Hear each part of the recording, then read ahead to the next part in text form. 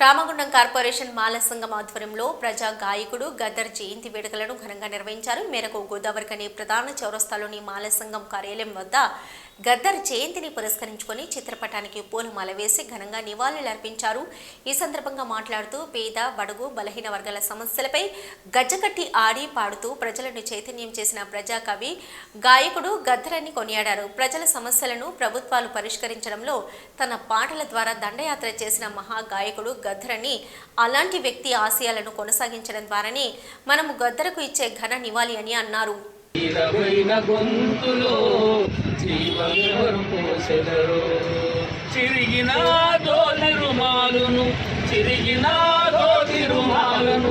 ఎవరు చుట్టుకుందురో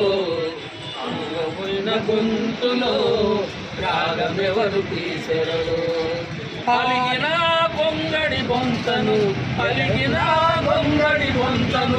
ఎవరు అనుకుందురో చిన్నబోయిన చేతి కర్రను సాము ఎవరు చేసెదరో మూగబోయిన గొంతులో రాగమెవరు తీసెదరో.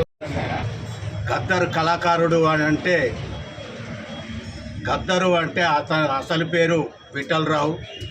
ఆయన 1949లో జన్మించిండు. ఆయన విశ్వవిద్యాలయంలో ప్రొఫెసర్గా పనిచేసిండు. ఆయన సాహిత్యంలో కానీ బడుగు బలహీన వర్గాల అడవి బిడ్డల నుండి సిటీలో ఉన్న పేద రైతుల గురించి, కళాకారుల గురించి, ఆదివాసుల గురించి, దళితుల బిడ్డల గురించి తన జీవితాన్ని దారబోయడానికి ఆయన 24 గంటలు పనిచేసిండని మనం ఖచ్చితంగా చెప్పొచ్చు.